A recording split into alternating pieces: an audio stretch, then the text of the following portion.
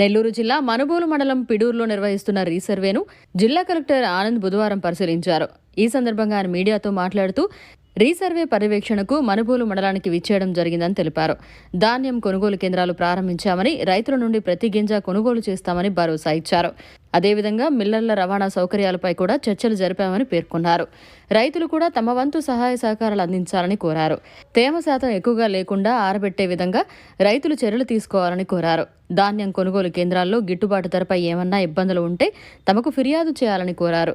రైతులకు ఎలాంటి ఇబ్బందులు లేకుండా చేయడమే తమ లక్ష్యమని అన్నారు.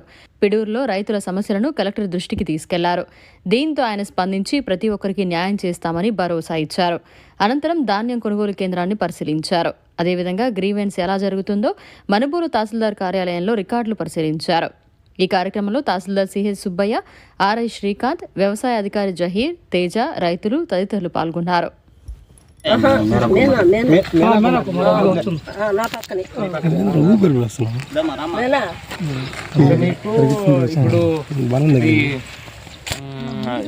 గ్రౌండ్ ట్రూతింగ్ అంటే మన వాళ్ళు సర్వే అంటే హద్దులు ఏవి అని చూపించారా? అంటే ఎక్కడ ఎక్కడ మీకు హద్దులు వస్తున్నాయని చూపించారా? మన వాళ్ళు నోట్ చేసుకున్నారా? మ్యాప్ లో చూపించారా? మ్యాప్ లో ఇట్లా ఉంది అని చెప్పి మీరు చూసారు? మ్యాప్ లో భూమి మీద రిసర్వ్ యాక్టివిటీస్ ఏ విధంగా జరుగుతున్నాయని పర్యవేక్షణ కోసం వచ్చి ఉన్నాము. అదేవిధంగా గ్రీవెన్సెస్ కూడా మండల స్థాయిలో గ్రీవెన్సెస్ ఏ విధంగా అవుతున్నాయని కూడా మండల ఆఫీస్లో ఒకసారి చూస్తాము. అదేవిధంగా మనకు సుమారుగా జిల్లాలో చాలా చోట్ల ధాన్యం కొనుగోలు మొదలు పెట్టడానికి మన ధాన్యం కొనుగోలు కేంద్రాలు మొదలుపెట్టాము.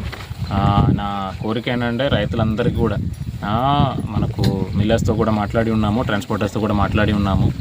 రైతులు ఎవరికైనా రేటు వలన ఇబ్బందులు ఉన్నాయో దయచేసి పక్కన ఉన్న ధాన్యం కొనుగోలు కేంద్రాలకి వచ్చేసి వాళ్ళు ధాన్యాలు గవర్నమెంట్కి ఇవ్వాలి అని కోరుతున్నాను. ఎందుకంటే రేటుకి ఎటువంటి ఇబ్బంది ఉన్నా సరే ఎంఎస్పీ రేటు ఇవ్వడానికి ప్రభుత్వం సిద్ధంగా ఉన్నాము. దానికి సంబంధించిన సిబ్బందులందరినీ కూడా ప్యాక్స్ మోస్ట్లీ కోఆపరేటివ్ డిపార్ట్మెంట్ ద్వారా ప్యాక్స్ వాళ్ళందరినీ కూడా సిద్ధం చేసి ఉన్నాము. ప్యాడీ ప్రొక్యూర్మెంట్ సెంటర్స్ కూడా ఓపెన్ అయినాయి. ఒకవేళ ఎక్కడైనా తేమ శాతం ఎక్కువ ఉన్నా కూడా వీలైన వరకు ఆరబెట్టుకొని తీసుకురండి. అదేవిధంగా ఒకవేళ ఏదైనా దానిలో ఇబ్బందులు వచ్చినా కూడా ఖచ్చితంగా మిల్లర్స్తో కూడా మాట్లాడుకొని ఇబ్బంది లేకుండా రైతులకి ఇబ్బంది లేకుండా ముందుకు తీసుకెళ్తామని తెలియజేస్తున్నాను. దయచేసి ప్రెస్ వాళ్ళందరికీ నా రిక్వెస్ట్ ఏంటంటే ఈ యొక్క ఇన్ఫర్మేషన్ ప్రతి ఒక్క రైతు దగ్గర తీసుకెళ్లాలని కోరుతున్నాను. మరిన్ని అప్డేట్స్ కోసం మన HN9 టీవీ ఛానల్ని సబ్స్క్రైబ్ చేసుకోండి.